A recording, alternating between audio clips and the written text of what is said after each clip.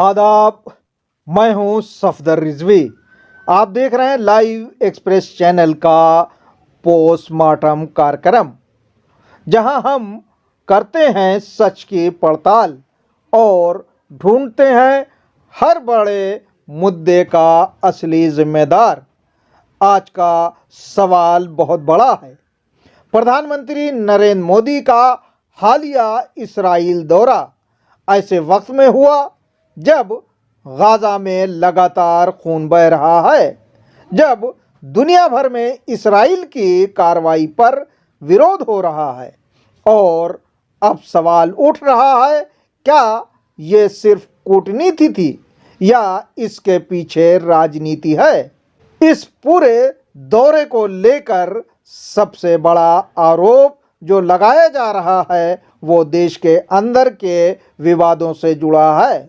विपक्षी नेता और कुछ विश्लेषक दावा कर रहे हैं सरकार इस समय कई विवादों में घिरी हुई है और ख़ास तौर पर सोशल मीडिया पर जेफरी एप्स्टेन फाइल को लेकर भी चर्चा चल रही है।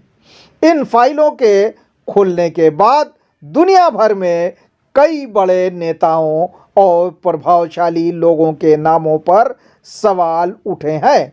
हालांकि इन चर्चाओं में कई बातें अपुष्ट और विवादित भी हैं, लेकिन आलोचकों का आरोप है कि सरकार इन मुद्दों से ध्यान हटाने के लिए विदेश नीति का इस्तेमाल कर रही है। उनका कहना है इस्राईल दौरा एक नैरेटिव बदलने की कोशिश भी हो सकता है। सरकार इन आरोपों को पूरी तरह राजनीतिक बताकर खारिज करती है। अब बात उस मुद्दे की जिसने सबसे ज़्यादा विवाद खड़ा किया। प्रधानमंत्री ने इजराइल जाकर वहां के प्रधानमंत्री बेंजामिन नेतन्याहू से मुलाकात की। आलोचकों का कहना है जब दुनिया भर में इजराइल की सैन्य कार्रवाई पर सवाल उठ रहे हैं, ऐसे में इस तरह की गर्मजोशी वाली मुलाकात गलत संदेश देती है। कई सामाजिक कार्यकर्ताओं का कहना है कम से कम नागरिक मौतों पर भारत को सार्वजनिक चिंता जतानी चाहिए थी।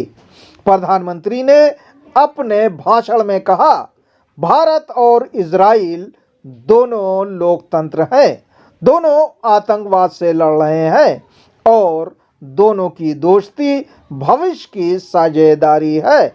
उन्होंने रक्षा, टेक्नोलॉजी और साइबर सहयोग पर जोर दिया।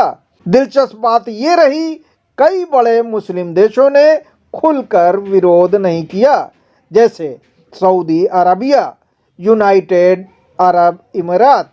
विशेषज्ञ कहते हैं अब कई अरब देशों ने इस्राइल के साथ संबंध सामान्य कर लिए हैं, लेकिन सबसे संवेदनशील प्रतिक्रिया जिस देश में देखी गई वो है ईरान। ईरान हमेशा से फिलिस्तीन का सबसे बड़ा समर्थक रहा है। भारत और ईरान के रिश्तों में भी ऐतिहासिक रूप से बहुत मजबूती रही है। दोनों देशों के बीच व्यापार, ऊर्जा सहयोग और रणनीतिक साझेदारी रही है, खासकर चाबहार पोर्ट। ये बंदरगाह भारत ईरान रिश्तों की सबसे बड़ी मिसाल माना जाता है। लेकिन अब विश्लेषकों का कहना है कि भारत इजराइल से बढ़ती नज़दीकी ईरान में चिंता का कारण बन सकती है, क्योंकि ईरान की नज़र में इजराइल उसका सबसे बड़ा विरोधी देश है। हालांकि आधिकारिक तौर पर ईरान ने तीखी प्रतिक्रिया नहीं दी है, लेकिन मीडिया और विश्लेषकों में चिंता साफ दिखाई दे रही है। अब बात भारत और दुनिया के मुस्लिम समाज की। सोशल मीडिया पर मिली-जुली प्रतिक्रियाएं सामने आई हैं। एक वर्ग कहता है विदेशी नीति को धर्म से नहीं जोड़ना चाहिए, लेकिन दूसरा वर्ग कहता है फिलिस्तीन जैसे संवेदनशील मुद्दे के समय ये दौरा भावनात्मक रूप से गलत संदेश देता है। तो सच क्या है? क्या ये सामान्य कूटनीति है या ध्यान हटाने की राजनीति? क्या भारत संतुलन बनाए रख पाएगा या बदलती दुनिया में नई राजनीति शुरू हो चुकी है?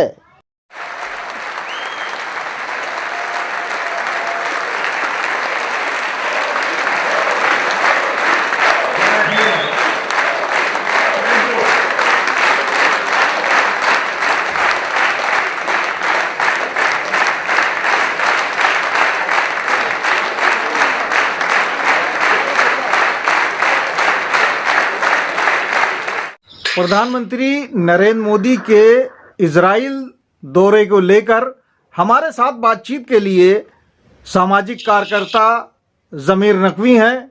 हम उनसे जानना चाहेंगे कि प्रधानमंत्री का ये दौरा कितना सक्सेसफुल था और इसके ज़रिए उन्होंने क्या संदेश दिया। देखिए, मैं इस पाकिज़ा महीने रमजान में दुआ करूंगा अल्लाह से कि परवरदिगार हमारे प्रधानमंत्री नरेंद्र मोदी को अक्ल सलीम अता करे, ताकि वो जो भी बोले वो सही बोले और उसमें अक्ल का इस्तेमाल करें। हिंदुस्तान में तो इज्जत इनकी खत्म ही हो गई है एक तरीके से। संसद में बोल नहीं पा रहे हैं, राहुल गांधी का सामना नहीं कर पा रहे हैं। यहाँ जो इलेक्शन मीटिंगें होती हैं उसमें भी ज्यादातर लोगों के यानी पूरी सीटें खाली रहती हैं। और अब तमाशा हो गया इजराइल की संसद में कि जहां जैसे ही इनका नाम लिया गया वैसे ही संसद में लोग उठ के चले गए, सांसद वहां के। तो इससे बड़ी बेइज्जती और इससे बड़ी नाक कटाने वाली हरकत क्या हो सकती है? जो आदमी घूम घूम करके, यानी लोग एक मसल कहते हैं कि बड़े बैठ के न दिखाओ खड़े होकर दिखाने वाला मसला हो गया। यानी हर तरीके से भारत को ये कहीं का छोड़ेंगे नहीं कि जिसकी वजह से इज्जत न। आज पाकिस्तानी जो खुद एक जलील मुल्क है वो आज हम पर हंस रहे हैं, वो हमारे देश पर हंस रहे हैं, हमारे प्रधानमंत्री का मजाक उड़ा रहे हैं। ये शर्म की बात नहीं है? क्या हमारे दिल पर चोट नहीं लगती है? हमारी भावनाओं को ठेस नहीं पहुंचती है? ज़मीर साहब, हमारे प्रधानमंत्री का मजाक उड़ाते हैं। ज़मीर साहब, जैसा कि ईरान भारत का एक अच्छा मित्र है और हमेशा से वो मित्र रहा है, जाहिर सी बात है कि उसकी इजराइल से एक कटुता है। इजराइल का जो स्टैंड रहा है फ़लस्तीन को लेके, वहाँ जो मारकाट हुई है, छोटे छोटे बच्चों तक को मार दिया गया है और ईरान उसकी जंग लड़ रहा है। क्या आपको लगता है कि प्रधानमंत्री के इजराइल दौरे से और नेतन्याहू जिसके ऊपर खून की छींटें ही नहीं बल्कि लोगों के खून में सना हुआ माना जाता है, क्या प्रधानमंत्री जब उससे गले मिले और गले मिल के आएंगे तो ईरान को लेकर और लोगों मुस्लिम जगत में जो प्रतिक्रिया हो रही है उस पर आप क्या कहना चाहेंगे? देखिए, एक बात बताऊं मैं आपसे कि एक मसला आपने सुनी होगी, जैसी रूह वैसे फरिश्ते।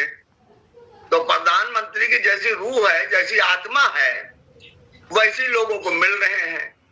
कभी इनका नाम इजराइल और अमेरिका की वजह से स्क्रीन फाइल में आ रहा है, कभी कहीं डांस करने में आ रहा है।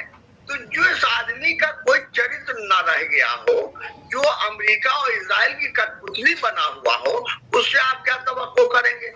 कि उसके दिल में रहम होगा, उसके दिल में दया होगी, उसको शर्म होगी, उसके पास क्या हया होगी?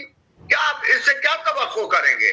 जाहिर सी बात है उससे क्या भाई, मर्द की दोस्ती हमेशा मर्द की होती है और नामर्दों की दोस्ती हमेशा नामर्दों से होती है। यहाँ तो नामर्दी के सबूत दिया इजराइल ने और अमेरिका ने। आज हमारे एक मर्द मुजाहिद आयतुल्लाह खामनाई के सामने ना अमेरिका ठहर पा रहा है, ना इजराइल खड़ा हो पा रहा है। तो वहां जाहिर सी बात है भाई, ये तो अब बजा रहे हैं, मक्कारी कर रहे हैं। तो देखिए, प्रधानमंत्री होकर के गरिमा इन्होंने खत्म कर दी, मर्यादा खत्म कर दी। यानी जो देश मर्यादा पुरुषोत्तम राम से गिना जाता है, आज वहां पर यानी रावण का भी चरित्र नहीं कहा जाएगा, वो भी एक मर्यादा रखता था रावण। नरेंद्र मोदी ने तो सारी मर्यादाओं को उनका उल्लंघन कर दिया। अब इससे ज्यादा शर्म की क्या बात होगी? आप बताएं कि वहां गए, आप जा करके वहां उल्टी सीधी तकरीरें करें। अभी तो राष्ट्रपिता महात्मा गांधी का नाम हम सुनते थे, भारत माता की जय कहते थे, और आपने इजराइल को पिता भी बना दिया। यानी आप लोग इजराइल को बाप बना के पेश करते हैं, तो किसका बाप है भाई? उसको जूते तो ईरान मार रहा है। ईरान दिखा रहा है कि तुम्हारा बाप अगर ऐसा है तो हम देखो ऐसे जूतों पर रखते हैं तुम्हारे बाप को। लेकिन यह बेइज्जती नहीं है भाई। हम भी हिंदुस्तान के शिया हैं, हम भी मुसलमान हैं, हिंदुस्तान में रहते हैं। हमारी भावनाओं को भी आपकी वजह से तकलीफ पहुंच रही है कि आप जाकर हमारे कातिलों से हाथ मिला रहे हैं, आप जाके दरिंदों से हाथ मिला रहे हैं, आप जाके पिशाचों से हाथ मिला रहे हैं, जिन्होंने बच्चों को खून पिया हो, जिन्होंने बच्चों को भून कर खाया हो, उनके साथ बकवेलिया किया हो, आप उसका साथ दे रहे हैं। यानी आपके जहन में, आपके दिलो दिमाग में, आपकी आंख में क्या शर्म का पानी भी नहीं रहा? इतने आप बेहया हो गए हैं। जमीर साहब, आखिरी सवाल। प्रधानमंत्री ने ऐसे वक्त में दौरा किया है जब चारों तरफ पूरी दुनिया में ये कहा जा रहा है कि अमेरिका ईरान पर हमला करेगा या नहीं करेगा। ये चर्चा चल रही है और प्रबल चर्चा यही है कि ईरान पर अमेरिका हमला करेगा, उसके लिए वो इंतजाम कर रहा है। ऐसे वक्त में प्रधानमंत्री ने इजराइल में जाकर क्या ये संदेश नहीं दिया है कि वो इजराइल का साथ देंगे, ईरान का साथ नहीं देंगे? देखिए, ये इनकी कोई हैसियत नहीं है। जब अमेरिका जैसी दुनिया की बड़ी ताकत ईरान के सामने टिक नहीं पा रही है, हिम्मत नहीं कर पा रही है कि अपने बेड़े से हमला करा दे।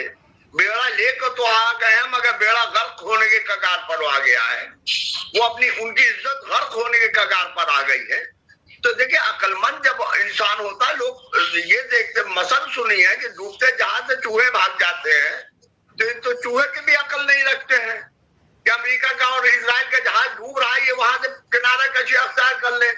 भाई आप ये बताएं कि अगर यानी ईरान बेइज्जती करेगा, और कर रहा है, क्योंकि ईरान हक और सदाकत पर है, अल्लाह का साथ उसके हुआ है, वो हर तरीके से यानी अल्लाह उसका साथ दे रहा है। तो ये आप समझ लें कि बेइज्जती जब करेगा तो इनकी भी होगी, और हम भारतीयों को भी शर्म आएगी। ये थे सामाजिक कार्यकर्ता जमीर नकवी, जो अपने ख्यालात का इजहार कर रहे थे। बहरहाल ये मामला सिर्फ एक दौरे का नहीं, बल्कि बदलती वैश्विक राजनीति का संकेत है, जहां कूटनीति, भावनाएं और रणनीति तीनों टकरा रही हैं। आप क्या सोचते हैं? कमेंट में ज़रूर बताएं। आपसे गुजारिश है कि इस चैनल को सब्सक्राइब करें, लाइक करें, शेयर करें और कमेंट करें।